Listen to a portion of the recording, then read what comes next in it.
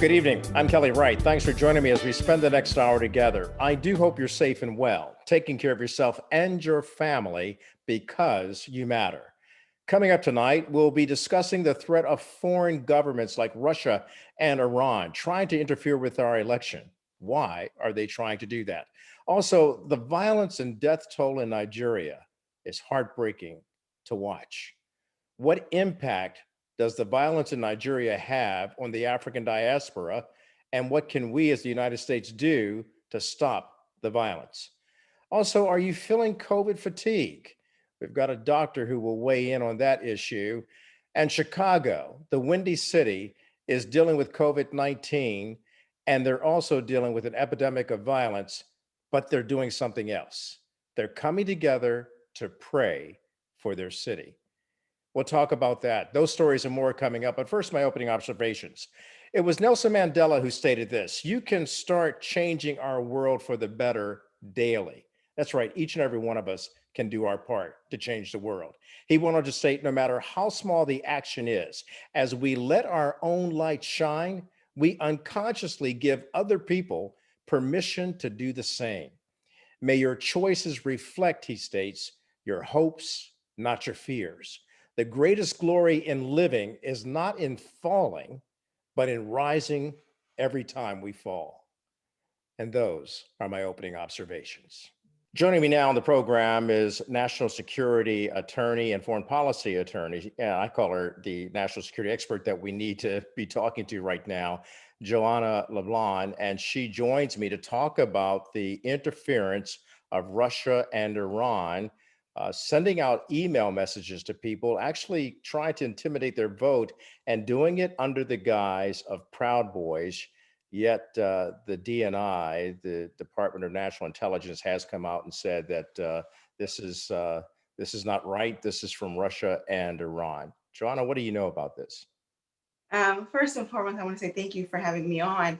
And I think we spoke about this a couple of days ago on your show. You were way ahead of the rest of the world in the media on this matter. But what's interesting is that the DNI indicated that Iran is working to undermine the elections. But what I can tell you is that with Iran's vested interest is to not see President Trump in power again. That's for sure. With the sanctions under this current administration, and as well as the United States, withdrawing from the Iran deal. And these sanctions have really crippled the Iranian economy. So there's a vested interest to not see this administration back in office. And Biden has made it very clear that if he were to get elected, he would return to the table when it comes to the Iran deal. And also, the president of Iran also said that President Trump will pay for the killing of its general. So all of these, you have to take it into consideration. So now you have Iran, who is pro-Biden, and then you have Russia, some are saying is pro this administration, because Russia rather, believes that a Biden administration will be a lot tougher on the country and impose even sanctions in the future. Wow. So again, to your point, we're seeing an interruption, if you will, into our election process from forces outside of the United States. And it goes right to the core of what we were talking about the other day. And yet here it is front and center. What do we do now? What should voters be thinking about? The FBI said voters should not feel intimidated. They should not feel that their vote will be discounted, but their ballots really do matter. People still need to get out and vote, right? Absolutely, I think it's critical. It's a constitutional right that we each have as an American citizen, and I think that folks need to get out and vote regardless of your political affiliation. But you also have to be aware of what's happening, right? And I think it was important that this press conference was held yesterday, and I've noticed that the Biden campaign folks, as well as the Trump campaign folks, they have hired attorneys, and they have attorneys who are volunteering to make sure that the right of voters are protected, especially when you go to the voting lines, to make sure you're provided with the appropriate ballot. So there are measures that each campaign has taken to ensure that there's no voter suppression, that people can actually vote. But more so, I think, again, as a citizen, you have a duty to fact check everything that you receive. In a day where we have access to information at our fingertip, sometimes, and even some of us who think we know what's happening around the world, can be easily fooled and misguided. So you have a duty to double check everything that you hear, that you see, and what folks are even telling you through the media sometimes. Yeah, and going back to what you were saying earlier about Iran having a vendetta towards President Trump for the assassination of General Soleimani back in Iraq, when they were under the impression that he was actually going to organize an attack on American troops. He stepped in. They did say that they would get back at him. Do you find that there are more bad actors out there from a foreign policy perspective who would like to undermine our election as well? Should we take more warning from you? That is a really good question. Like I've said before, you have to look at countries like individuals, right? Each country has its own vested interest, and there are some countries that have better relationship with the United States depending on the administration, whether it's a Democratic president or Republican president. So you have to take that into account. But I don't think it's a whole lot of countries that are involved in the undermining of the U.S. elections. There are a few ones that have been involved, but there are countless countries that have a vested interest. But I don't think those countries have taken the additional steps as far as breaking U.S. laws, one, and international laws, in interfering into a domestic election. We'll be back with more after the break.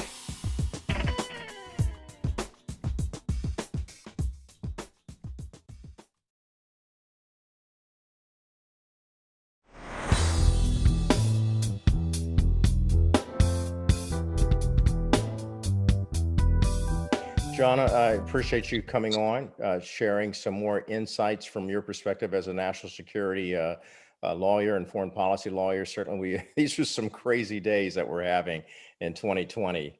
The pandemic and now interference again kind of reminds you of the last election when we had Russian interference as well. And now we know that there are two countries trying to vie for both sides.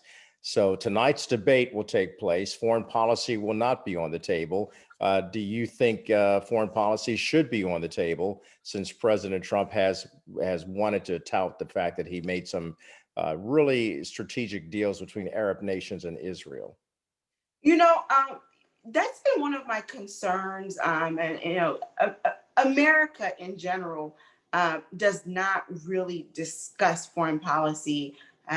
We focus more on domestic matters, but I think foreign policy is critically important because I would like to hear each candidate's position on a relationship with, for example, the African continent, a continent with roughly 1.2 billion people, and with vast, enormous resources.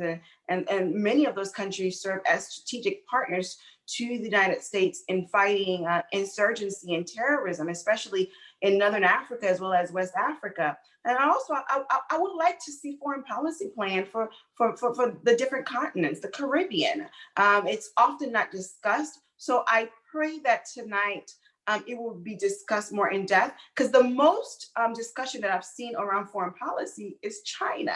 And obviously, because the trade war between the United States and China, so it puts China at the front and center.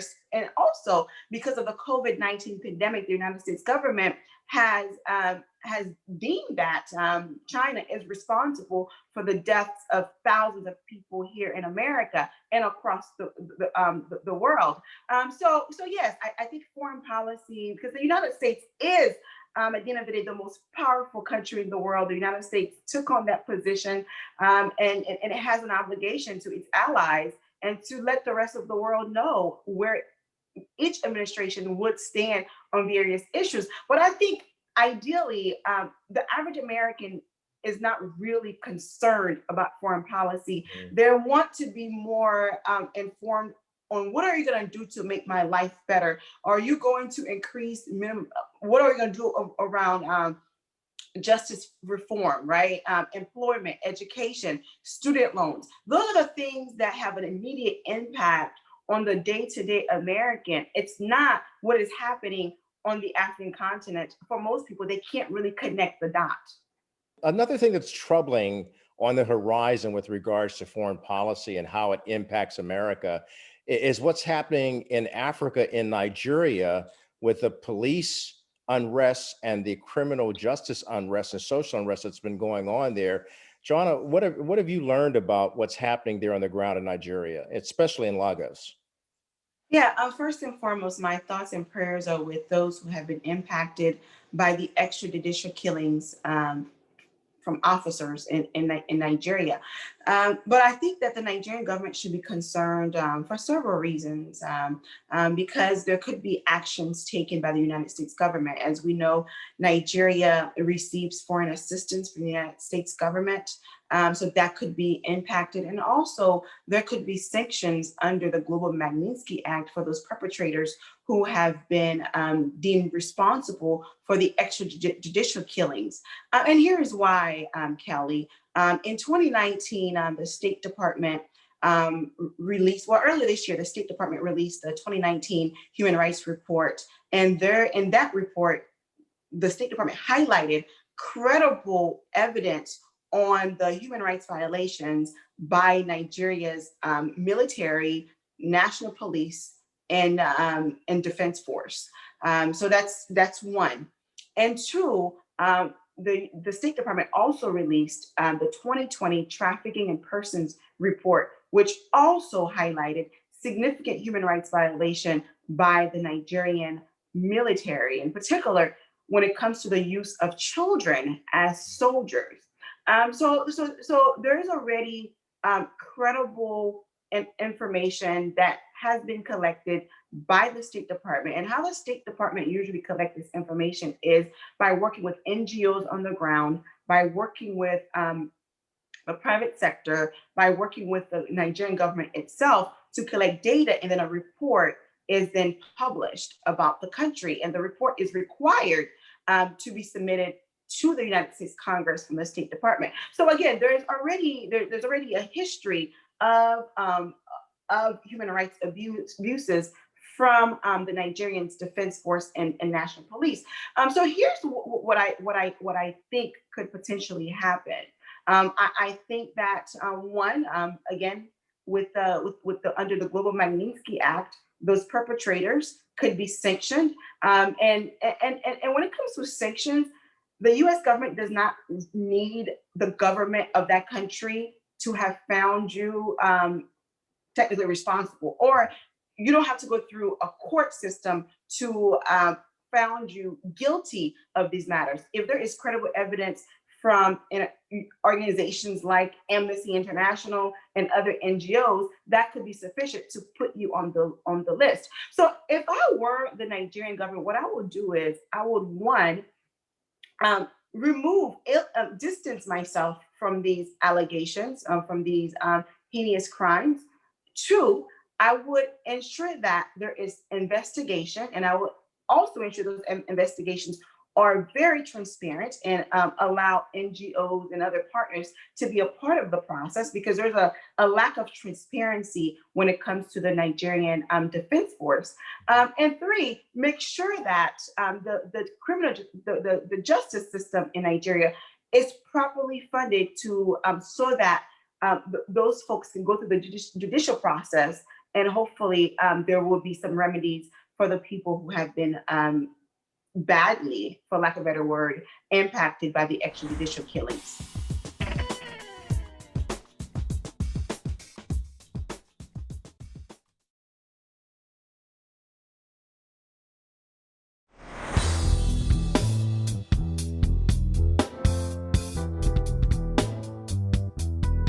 Hello, viewers. God bless you wherever you're watching me. My name is Prophet Best Bitrus Pam. I'm from Nigeria, Plateau State. I want to talk about what have been going on in Nigeria, about the protesting. We have been protesting, end SARS, and the government are silent. I'm sending this video to my mentor, Kelly Wright, in America, and I want to speak out. Let the American help us by praying and by speaking out to Nigerians. Please, the government are killing us here in Nigeria.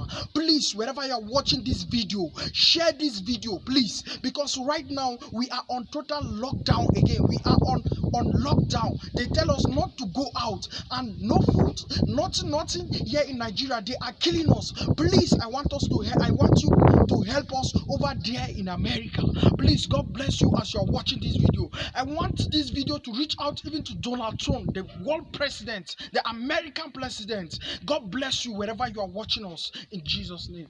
And Joanna, let's go a little bit deeper with this, because something is definitely amiss in Nigeria when you have police officers opening fire on their own people and no one understands the real reasons why. You'll recall several years ago during the Obama administration that Boko Haram, which is a terrorist group operating in Nigeria, actually abducted dozens of young girls, Christian girls, to state publicly that they were in the act of persecuting people because of their faith. Is there something more sinister here? Is it possible that Boko Haram and other terrorist factions are still coming against the Nigerian government to destabilize them and prevent them from being able to capitalize on their vast oil exports and things of that nature, and partnerships with the United States? That is very possible. But what I can tell you is that this whole atrocity started out with young people. As you know, Nigeria is the most populous country on the African continent with roughly 200 million people. And the average age in Nigeria is 18.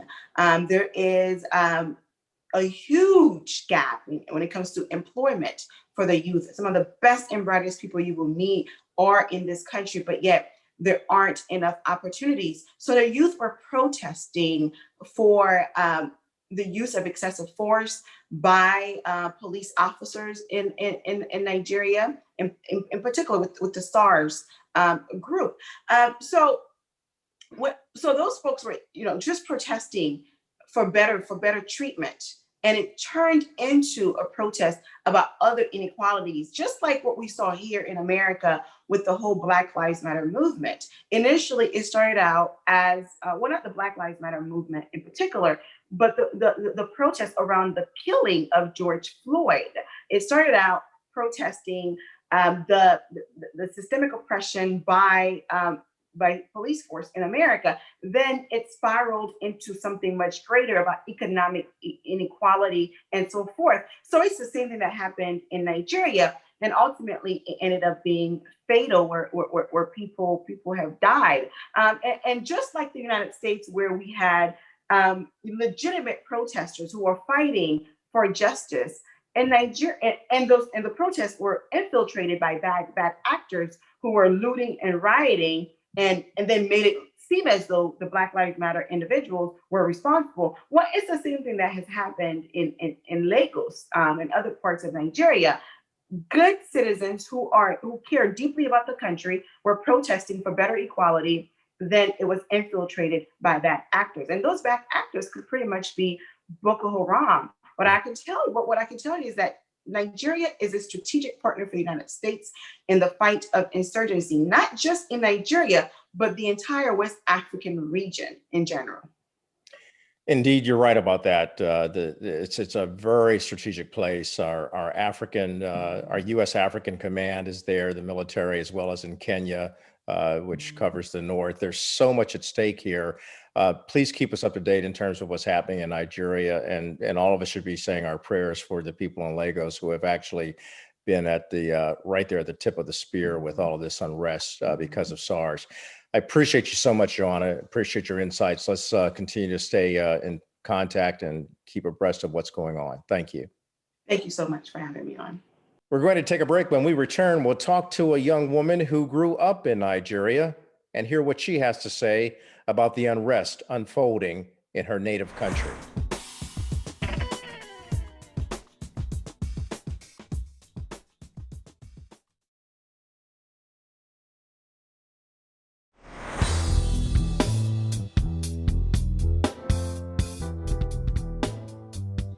And welcome back to the program. So in the previous segment, we were talking about what's unfolding in Nigeria. It's heartbreaking if you've seen it. And it's also somewhat daunting to realize the task that lies ahead of the people living there to try and broker peace with the police. I wanted to bring in now Juliana Njuku. She is the current chair of the Economic Justice Committee for Georgia's National Organization for Women, as well as the executive director of a nonprofit organization called Workforce Strong. But Juliana is also from the West African nation of Nigeria and knows quite a bit about life there and what's unfolding before our very eyes. Juliana, thanks for being on the program. And you and I have talked passionately about this situation going on in Nigeria. From your standpoint, can you describe what's going on for those of us who are not understanding the violence of African against African violence? Yes, and thank you so much, Kelly, for having me on the show. I really appreciate the fact that there are a lot more people in the African and African American diaspora that are starting to pay attention to what is happening regarding brutality and regarding Nigeria as a nation, as it continues to try to nation build to seek better for its generation and for the intergenerational communities that are actually taking the lead in this. But just to bring people a little bit closer, SARS was an organization that was put together designed to deal with armed robberies. It was a special unit for that. Unfortunately, in its administration over the years, and this is not the first year, SARS is not a new unit, it has taken on a different role where it's become an organization of tyranny. Instead of going in to alleviate the problem, they have added to the problem and exacerbated it, almost turning to the criminal behaviors that they were designed to solve in the first place. And that tyranny has gone into a level of profiling, where it's been profiling young Nigerians who have worked very hard for the things that they've been able to acquire. But if the member from that organization identifies you as somebody that shouldn't have that cell phone or shouldn't have that vehicle, you shouldn't have these things by their own profiling, they have sought and taken the privilege to terrorize. And in the midst of this tyranny, it just bubbled, where another incident happened. Another woman was attacked, carjacked, basically. The SARS officer took her vehicle and ran off, and people said enough is enough. The young people, they are doing their very best under limited circumstances, trying to find some sort of economic advancement and growth in education. And when they do make their small strides, it's unfortunate that people within the government and within that community of law enforcement officers are profiling them to the point of death. And now, in peaceful rallies and peaceful protests where they've been trying to announce to the world that this kind of tyranny cannot go on and that they're tired of it. Unfortunately, in the past few hours, we've seen them hidden with even more brutality. They've been fighting against brutality and they've been answered with increased brutality by the Nigerian government. And we are doing everything in our power to plead to the president and plead to the governors not to respond with brutality, with increased brutality and increased death. What they're demanding is actually an opportunity for Nigeria to fulfill its greater purpose. They're asking for better education. They're asking for security. They're asking for jobs. None of the things that they're asking is to the detriment to the country. We'll be back with more after the break.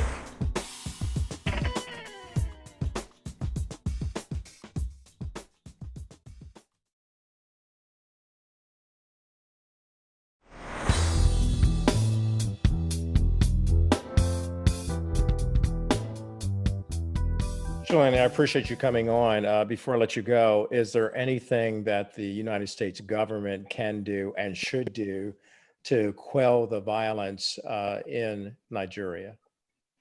The word is pressure. You have to be able to set an example in your own country and to apply that pressure to show that there's a demonstrated good. I think that the United States addressing what was at the core of Black Lives Matter, which is to take away the profiling of African Americans here, of Black people here, the inclusion of them is a part of the system. The discussion of how we can improve upon the way that we manage and secure all human life sets a tone and allows them the opportunity to also put that pressure in other nations that are attempting to do the same wrong. I think pressure, coming out and saying it's unacceptable. A right to respect human life is key and important for all of our global societies to work together. We're no longer and have never been living in a silo. What's happening in other countries is not just going to stay there and be ignored, because it will come to your doorstep in one form or another. We're asking for the US government, all the people that care about Black people universally, to talk to our president, to apply the pressure, to inform them that this is a respect for human life issue, that goes beyond just about trying to protect one police force or one police force unit or another. This is about having the opportunity to rebuild your country with good information. We should talk about training across the board of what does security look like in all of our nations. It seems like there's a big call for training for all the security officers that's necessary for us to be able to have a society that functions well. This is our time to be the very best, and I'm hoping that everybody sees it as such, and not the time for us to embrace tyranny, but to embrace our greater selves here in the United States and there in Nigeria. And please, for all of the people that know how to pray, please pray. For the young folks that we've lost here in the United States, I've gone to many Black Lives Matters events, and I have prayed for their mothers, for their families that have to continue on with their senseless deaths. And as more bodies are being found in Nigeria, please pray that we can do and work together to stop this and restore back a respect for human life and restore back the communities that are necessary for us to grow and thrive as a global community. Juliana, I join you in praying, and I'm sure that many of the viewers who are watching this will pray with you as well for the people there in Nigeria. And of course, you're coming to us from Atlanta. I caught you on your day off. It's an important matter. Thank you for coming on, and certainly I appreciate all of the great things you're doing in this country as well. Please come back. Let's talk more, not only about Nigeria, but also about the African diaspora, because you have been contributing so much to the cause of helping all people throughout this world get together in a better, stronger way. Appreciate you so much, Juliana. Thank you so much. And I appreciate you guys, and I appreciate your listeners. Like I said so much, we are better when we are better together. I really appreciate you, Kelly. Please, everybody stay safe. COVID is still out there. Please, everybody consider everybody. And let's always reflect about what we're doing to respect human life. Absolutely. Love your t-shirt, United in Love. That's exactly the way we want it. Thank you. Absolutely. Okay. Great. Right. Have a great day. Thank you so much.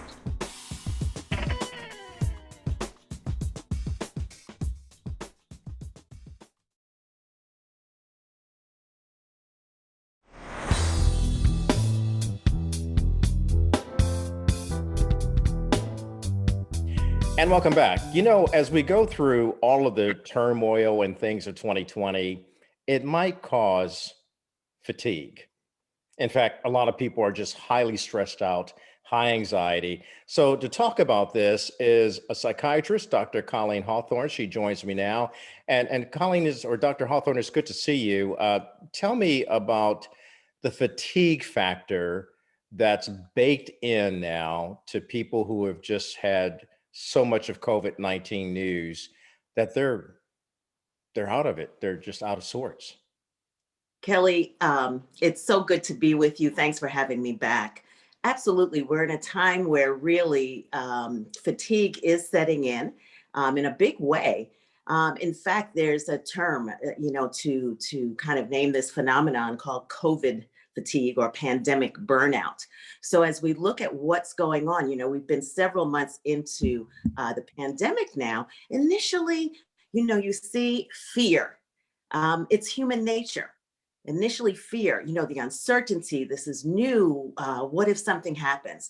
And then after a period of time, of really maintaining the guidelines and standards to prevent spreading COVID or getting COVID, that fatigue factor really starts to kick in, because it's really hard to sustain that kind of rigorous, wearing the mask, social distancing, avoiding indoors. After a period of time, it's human nature that you may start to feel fatigued with that. Do you think we'll see more of that since COVID cases are rising and the number of deaths are also escalating? Will we see an increase in COVID fatigue? Kelly, unfortunately, yes. You know, as you said, the numbers are going up in terms of people getting sick, deaths, and we're entering now the fall and winter season. So we're going to see much more in terms of other medical illnesses and other viruses that, are common during the fall and winter months.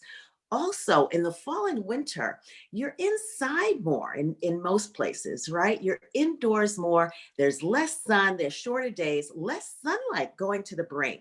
The brain needs that sunlight to produce vitamin D. Vitamin D helps the body to produce chemicals that help us to sustain mood and sleep and appetite and keep anxiety down. So when there's less of that, that also drives the fatigue. So those confounding factors, yes, we're going to see more of that. But the good news is that, we have resources to really get on top of this. The first is knowledge, like you're doing here, and awareness, and really coming up with good strategies and plans in advance to lessen the extent of that fatigue that one may feel. So when you talk to people who are experiencing fatigue and you're advising them and you're helping them understand what they must do, you've got a whole world watching you right now. Talk to us as though we're your patient and we're right there talking to you about, Doc, I just have this chronic fatigue going on, and I'm just agitated and aggravated. I'm apprehensive about the future. I don't know what to do for the holidays. I can't have people over. Oh my God, Doc, help me. So you said act like I'm speaking to a patient. So what I will say to you is, look, first of all, I'm so pleased that you are talking about this. You're first of all acknowledging your real feelings, and that's really the key to dealing with any challenge. So I commend you on that. The second thing is, I want you to think of three things to help you get through this. Okay. The first is reframing how we're looking at this challenge. Remember, you're not in this alone. We're all dealing with this, right? The second thing I want you to do is to continue to talk about this, continue to talk about your feelings. And really, I'm encouraging people in the churches, make this practical. This is a practical part of our lives. So in the churches, in your communities, in your families, talk about this. How are you doing? Share your stories. Talk about the wins, talk about the challenges, and do what I call loving accountability. Right? And the third thing I always say is come up with novel ideas and strategies. That's the key. You see, the brain it responds to things that are new. There's actually a chemical called dopamine that increases when we have new novel things. So we want to come up with, and I want you and your family to come up with new novel ways to deal with this. Okay, it's a serious issue, but no matter what the challenge, we can make it a way that it's more palatable, fun, and interesting, right? So think about more virtual connecting, virtual date nights. Get together with another couple, say, look, we're going on a date. Okay, make it fun with other people. Get on virtually. Let's come up with some new interactive, fun ways to deal with this, because the reality is here. And then let me just go back a little bit. I mentioned reframing. And what I mean by that is looking at, instead of us saying, oh, this is such a drag, first of all, acknowledge that feeling. It is. Then we want to deal with the fact that, reframe it to say, listen, this is a drag, but listen, we're alive. We're good. If we lost someone, say, we're getting through this. We have the support. So reframe it. So we're always ending with that positive reality that we're going to get through this. We are getting through this. The vaccine is coming. This is not something that will last forever. Dr. Colleen Hawthorne, thank you so much and enjoy your day. And we'll make another house call soon. Oh, I love that, Kelly. Thank you again for having me. Always an honor, always a privilege. Chicago, the Windy City, decides to do something that perhaps other cities might want to follow. Pray. We'll have that coming up next.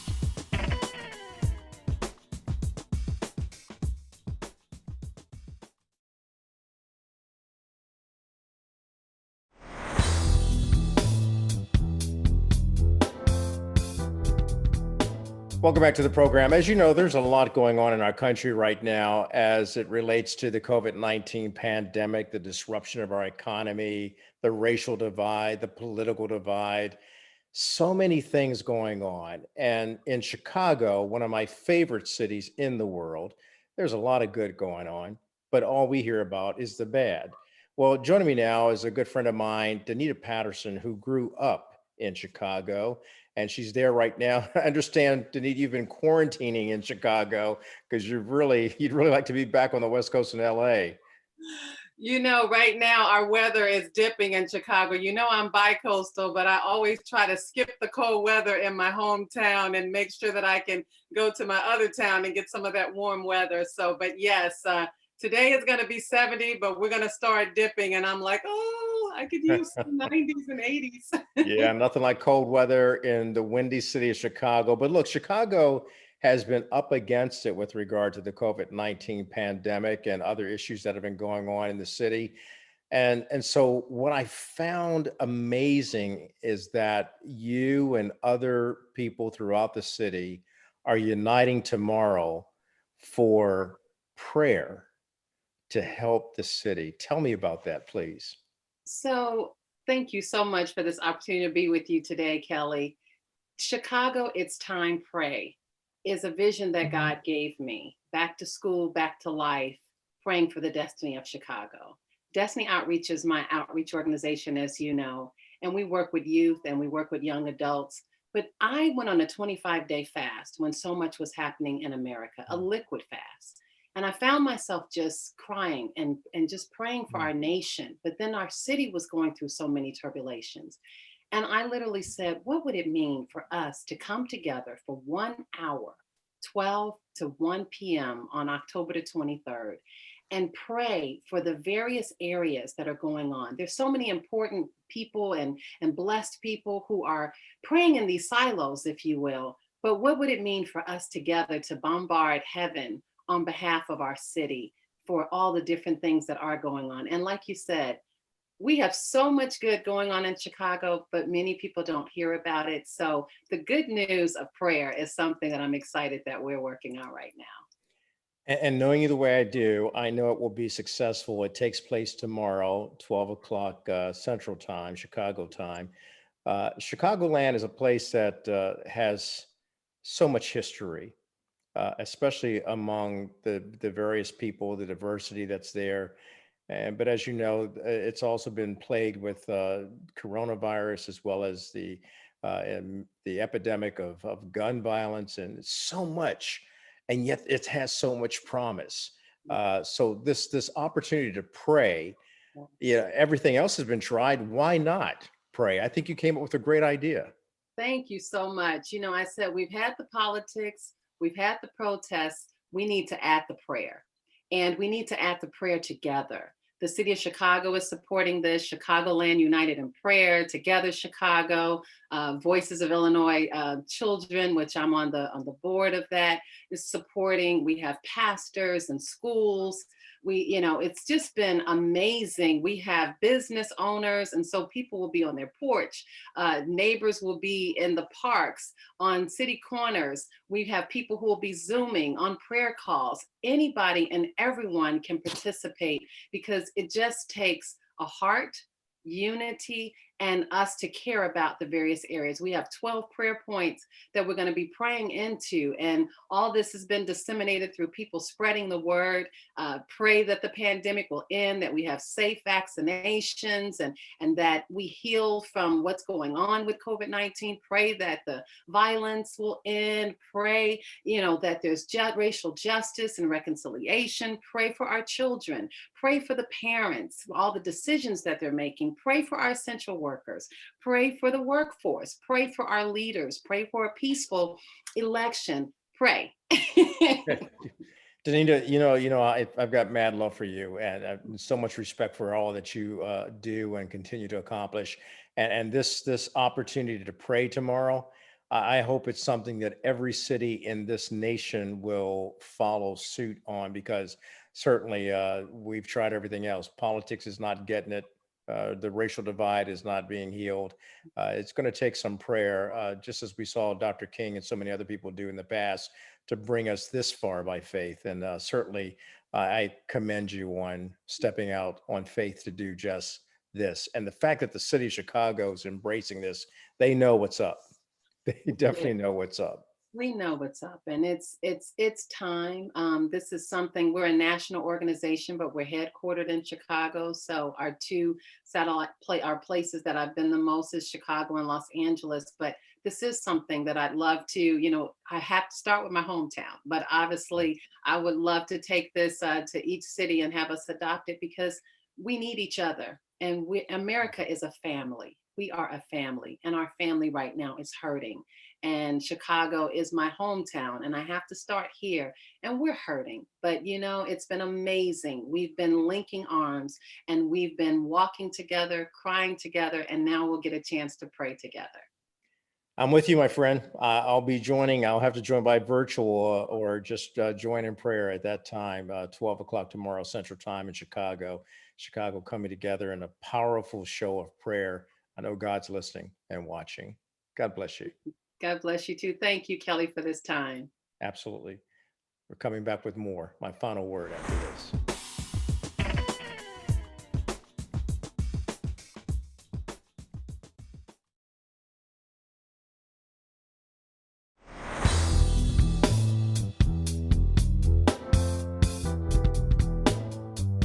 And welcome back. I want to thank all of the guests who appeared on tonight's program. There's a lot going on in the world today, but hopefully we've invited and ignited and united to not spread fear, but to spread faith, to not spread despair, but to spread hope, and to continue spreading love, freedom, and peace. We need it. Good night. Take a look around. I'll tell you what I see. I see a world filled with race and bigotry. Take a look around. I'll tell you what I see. I see a world filled with hate and hostility. So in the streets we cry, 'cause our babies die from all the guns and the violence, and we lift our hands and raise our demands, but the violence is not silence.